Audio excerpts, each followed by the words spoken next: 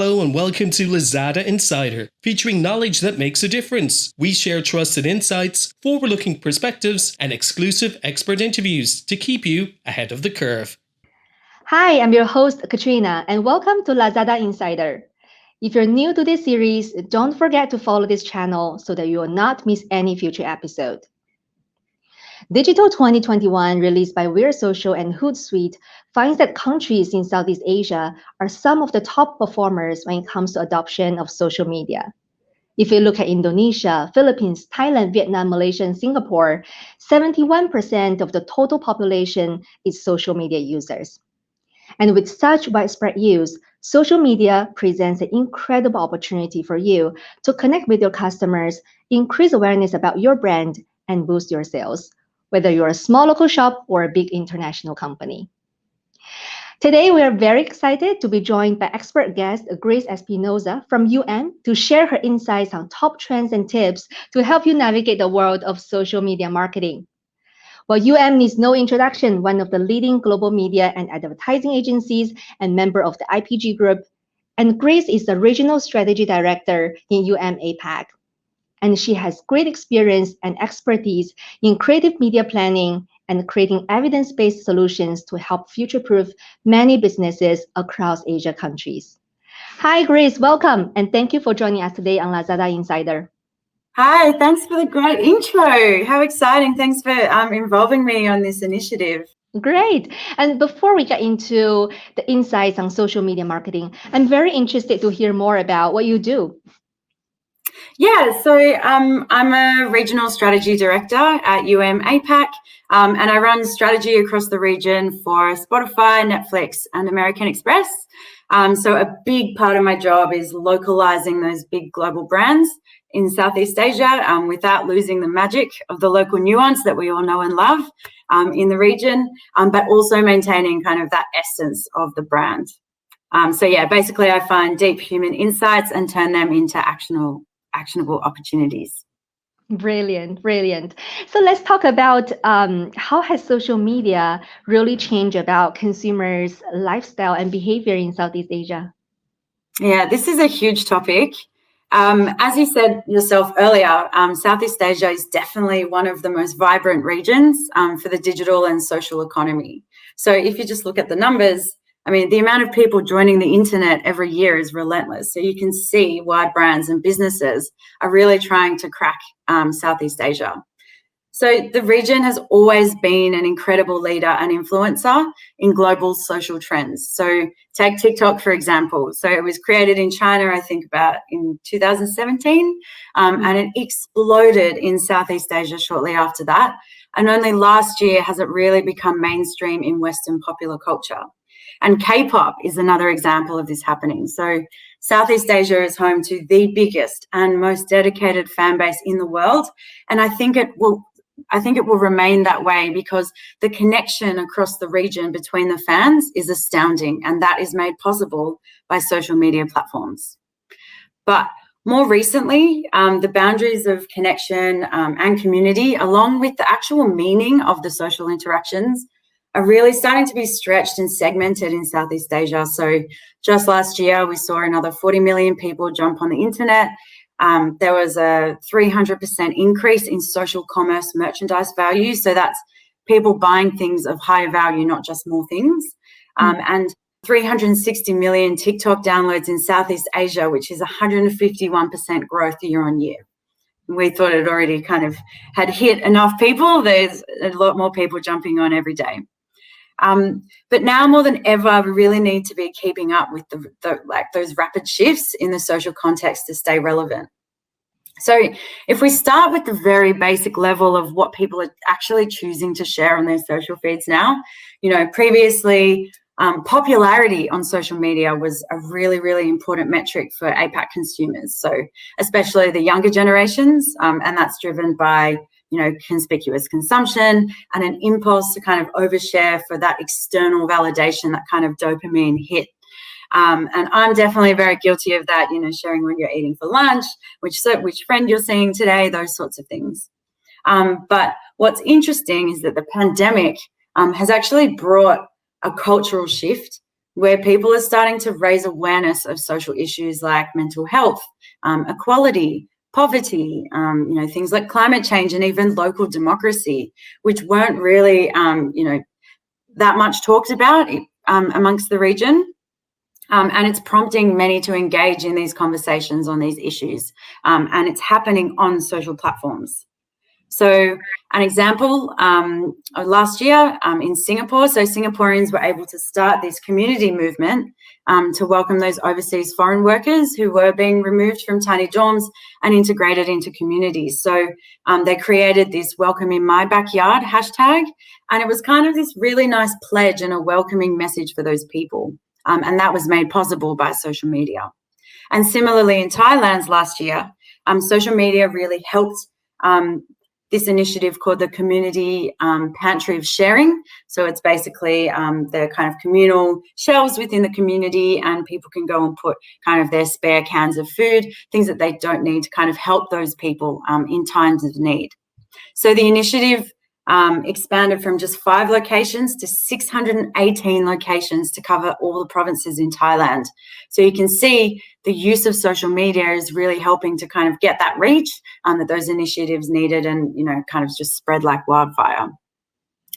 But then when we zoom into things like social commerce, what once started out as just shoppable ads less than 5 years ago, that's now evolved to this like really potent mix of live streaming and chatbots that really engage and sell to customers at scale. So, we know every 11/11, 12/12 shopping festival, that gets more exciting and interactive every year. There's celebrities, there's influencers, there's concerts, you name it. It's like a proper event. And every year, the online shopping giants like yourselves, they're hitting new live streaming records across Southeast Asia. So some of the platforms are also seeing an increase in viewers like aged 34 to 50, which I think is really interesting because you can start to see that even the demographics are now starting to shift. So what's more interesting though, and what I think is really interesting about the whole live streaming sector, is that it's become so accessible that everyday people are running auctions on, places like Facebook Live shops for consumer goods. So that's not just big brands running those auctions, that's regular people like you and I kind of thing. So yeah, over the last 2 years, Facebook Live shops have really become kind of the latest battleground for bargains, especially in Singapore. I think there's about 50 outlets when I checked last time. But one of my favorite examples, I don't know if you've heard about her, but she's the Singapore S-Hook lady. And she went viral for the really funny and creative ways that she promoted the clothes that she was selling. She was literally standing there like pinning S-hooks on her own clothes and hanging things on them. She was incredibly candid and honest in her marketing, and she has this kind of natural sense of humour and was able to connect with her audience kind of using super colloquial Singaporean terms. So through Facebook Live, she was also able to answer questions in real time to better facilitate those decisions of her potential customers. But what we can learn here is that live streaming and live auctions, specifically in a social media context, they're really starting to remove that apprehension in online shopping, with potential buyers taking comfort in being able to actually see the real product, ask questions about it before, actually committing to make that purchase. So yeah, I would say that the evolving social media landscape in Southeast Asia is literally changing how people actually live their lives, from the way that they shop all the way to what they choose to communicate to their social circles. Indeed, very, very exciting. And social media marketing is also what you do day in, day out, help your clients to optimize a lot of the campaigns on the digital platforms. So what is the latest innovation in social media marketing that's really excited you? It is a bit of a crazy innovation, I think. It's definitely one of the more interesting emerging social media trends that I've seen recently in Southeast Asia. I don't know if you've heard of it, but they're VTubers or virtual YouTubers. So they originate from Japanese anime culture, and they're kind of these animated YouTube influencers who are incredibly good at engaging their audiences. So they chat about video games, they perform concerts. It's very fantasy driven, and the fans are very, very engaged. So you should see you should see the live comment stream. So imagine if I was animated right now talking to the screen and there's a bunch of comments and things going up the side. Like it's a full emerging trend, and I think it's really interesting.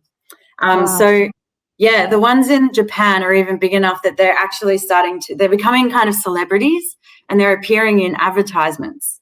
So they're mostly in the gaming space for now, but with the technology becoming more accessible, they're slowly starting to encroach into other categories. And we've seen VTubers emerging in places like Indonesia, Malaysia, Thailand, Philippines, and now even Vietnam. So what's interesting though, and kind of a really good example, it's still very, very fresh, but AirAsia has recently announced a search for the next AirAsia VTuber, and their brand officer has talked about needing to transform from an airline to a lifestyle brand, and they want to do that through kind of, VTubers and social media and things. So, they value innovation and believe that VTubers can kind of fast track that growth by leveraging their digital capabilities like artificial intelligence and facial recognition. So if you think about the role of social media influencers as we know today, being informative, engaging with fans, promoting products, you can start to see how VTubers can easily slip in there and really become a strong contender in the new wave of social commerce. So what's more, though, is that the fact that they're animated means that, brand safety concerns can be reduced a bit. They can do things that human influencers can't, and it's easy to work with them in lockdown, I guess. So yeah, I think it's going to be a really interesting trend, and I think it's going to really take off in Southeast Asia based on what we're seeing. Yeah, indeed, it's very exciting. And it's really interesting to know that some of the bigger brands, like what you mentioned, also tap on this trend and start to elevate it to the next level. Talking about trends, what is your view on social media marketing trends in Southeast Asia? It's exciting. I think social media marketing is going to get a lot more intricate. So we've got kind of tech-savvy Southeast Asian consumers, they're constantly adopting new social tools, and they're doing it at lightning speed. So I think gone are the days of just buying broad audiences on Facebook. Like, I know it still seems like Southeast Asian audiences are flocking en masse to kind of the big platforms, which they do. But that trend is starting to shift slowly as people are becoming better connected and more experimental with their consumption.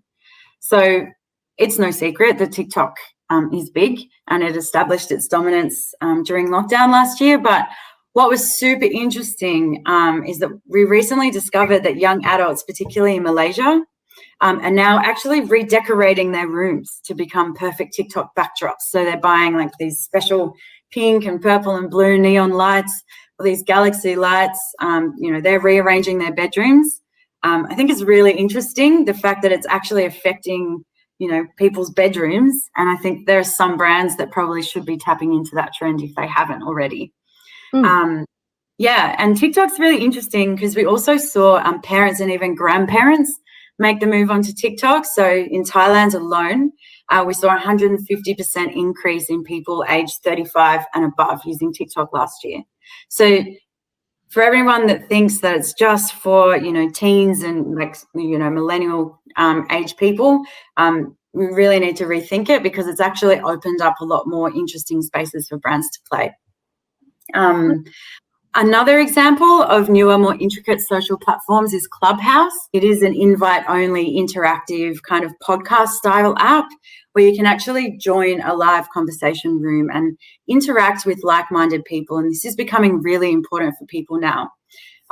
These special places where they can go and consume content that they're actually very interested in. So it's making absolute waves in places like Malaysia. We've got politicians, celebrities, and top business people, and general public mingling on the audio chat app. So recently, AirAsia again, their big boss and CIMB group chairman also appeared on Clubhouse. And they held kind of this session discussing actually really important things like the Malaysian education system, government-linked companies, and wealth. So it's a really interesting platform, I think. And I'm really interested to see where it goes. But just to give you an idea of how popular this app has become, because it is an invite-only app, people are actually selling access invites for up to 300 ringgit on social media platforms. So like you can see how much people actually want to get involved with it.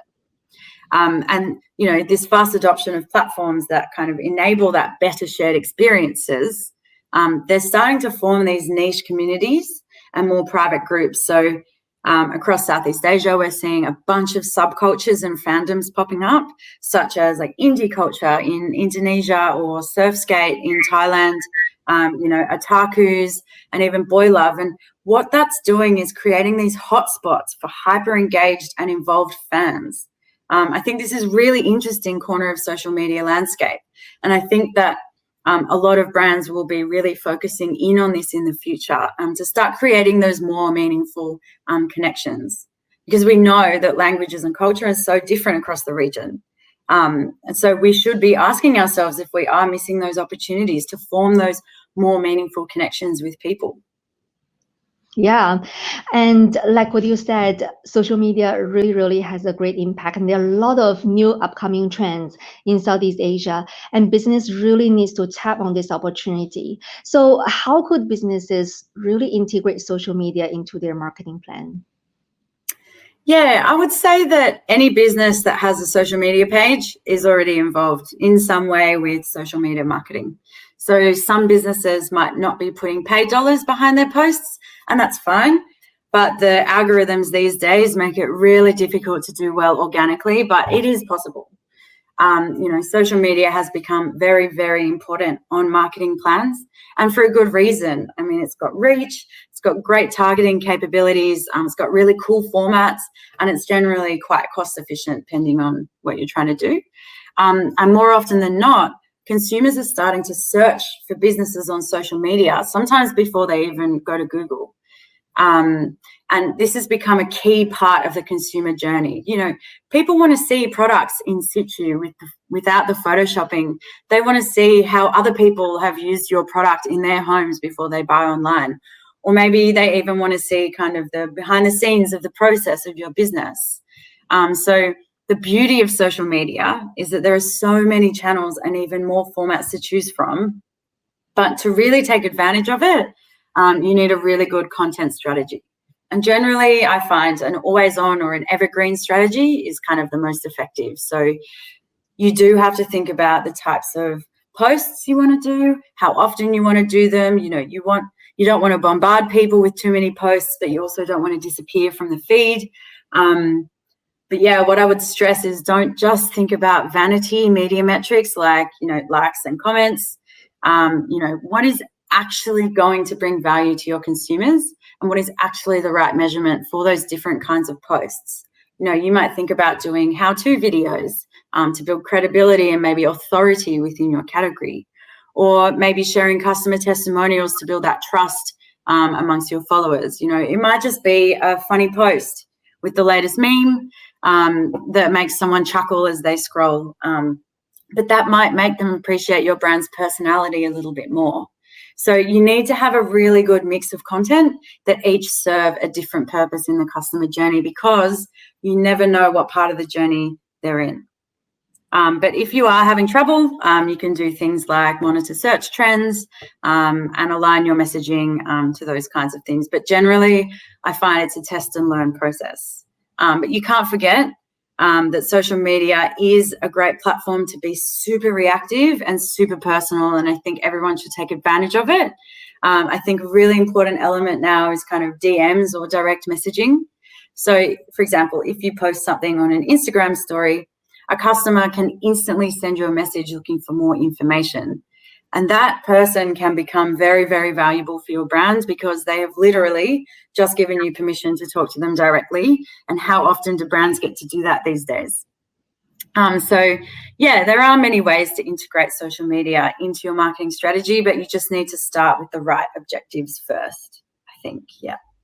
I really like what you said. You talk about having a clear objective of social media, and also content is really the king. Social media is a great platform, but content is still very, very important for you to make sure you really, the consumers can really tune in and get your message and eventually action on it. So what could be the biggest mistake that a business can make regarding social media marketing, and This how is can you avoid it? this is a big question. I don't know if it's the biggest mistake, but I think the biggest missed opportunity would be, I think a lot of marketers often still use social media as just another kind of reach driver line item on their media plans. Don't get me wrong, social media is a fantastic reach driver. But when you think about just how much time people spend on it and the engagement that they are so willing to give away, it would be a missed opportunity to not try and tap into that authentically, I think. So anyone that has created content will know that it is so difficult to create meaningful messages for everyone. So unless you're one of the brands that have limitless budget resources, I suggest giving social media a really clear role in your marketing strategy. So setting up clear goals for social media planning and really understanding the role that you want social media to fulfill is essential. If it's to blast your message to everyone on Facebook, great. Or if driving brand affinity is your goal, maybe influencers are for you. But regardless, I think once you have your goals locked down and you know what message you want to get across and to who, you should not stop there. So that's kind of just the first part. I think the secret to good social media planning is really planning for the format. So what I mean by this is to plan social first or behavior first. It's not a new concept, but I think it's still really important. So really get to know your audience on the platform. What are they doing? What are they sharing? What is giving them social currency currently? So a way to do that is to work closely with the social media vendors, but also to unpack their new platform innovations, because I guarantee there is always a new innovation on the social media platforms. Then once you've done that, you can brainstorm your message within those formats. So you can ask yourself, how would a TikToker bring this to life? Or would I share this on my Instagram story? So users know when you're trying to reach them, but they kind of appreciate it more when you're attempting to add value. Even better if you do add value, really. For example, as I mentioned earlier, we witnessed a spike in kind of older adults using TikTok in the Philippines, Indonesia, and Thailand. And this meant that kind of parents and grandparents were on the platform, right? So we were doing a campaign for a family product last year, and we wanted to create family moments. So instead of just blasting our creative assets on TikTok, we decided to tap into the dance challenge trend, and we actually created a hashtag dance challenge for the whole family to get involved. So we had grandmas doing dances, we had daughters and sons doing dances, uncles, aunties, and the campaign was so successful that it actually achieved 150% above benchmark engagement rate, and that ended in driving an increase in brand love. So it's really important to understand the formats and understand the platform and the behaviors on the platform, rather than just pushing your messages out, to everyone, I think. Thanks for sharing that. You already share a lot of the tips and important considerations for businesses. What other important considerations you would advise the businesses when using social media for marketing?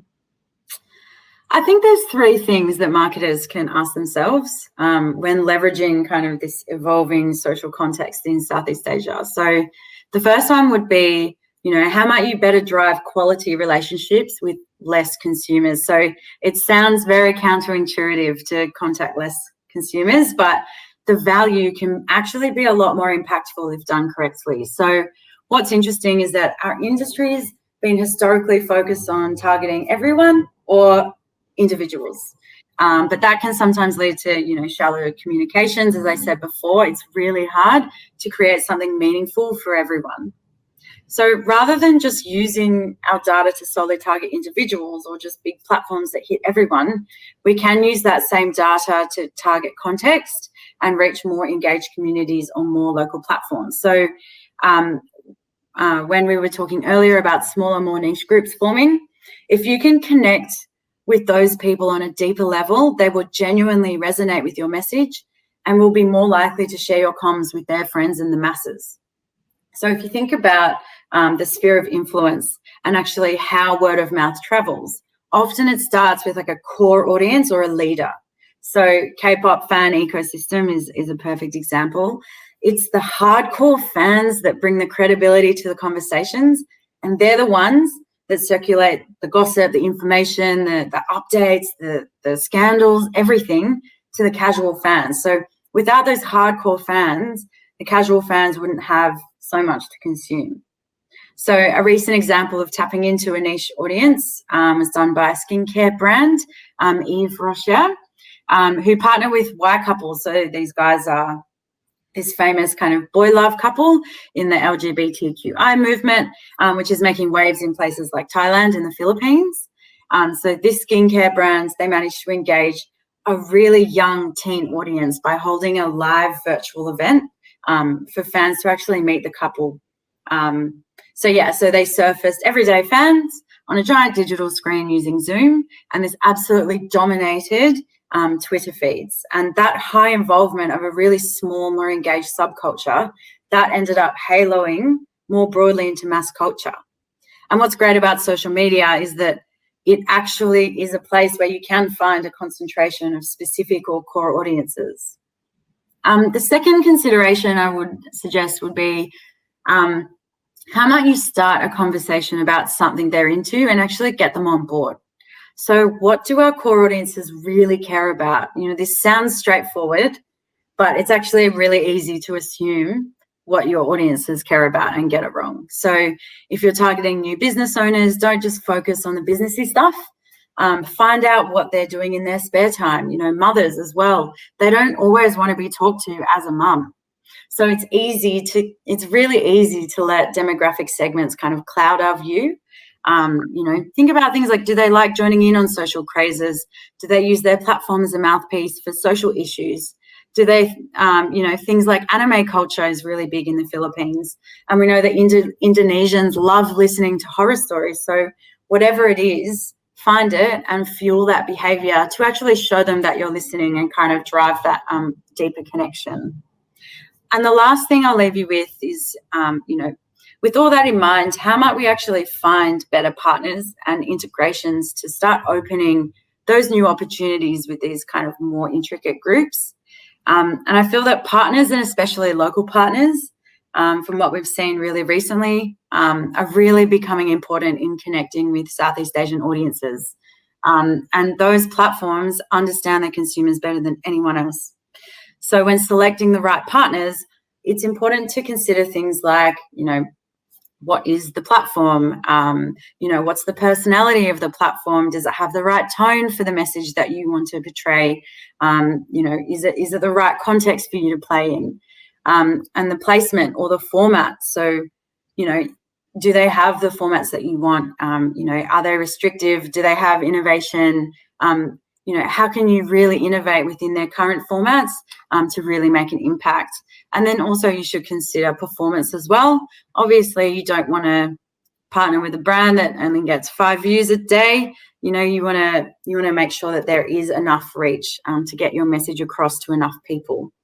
And also, don't be afraid to bring your media partners into your process. So by creating better partnerships with them, so I'm by media partners, I mean kind of the Twitters, the TikToks, the Facebooks, the Instagrams, bring them into your process, because they can open up things like consumer insights, new innovations on platforms, and sometimes even added value if you have a good enough partnership. So yeah, I think social media marketing is about to get a whole lot more interesting. There's a lot of stuff popping up, and there's a lot of, changing innovations and things that we can play with. So, yeah, watch this space.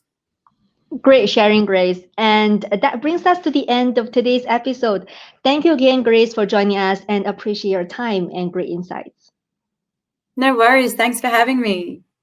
This is Lazada Insider. We hope you enjoyed this episode. Make sure you click follow and subscribe so you don't miss our latest insights and expert interviews. Thanks again for joining us. Until next time, take care.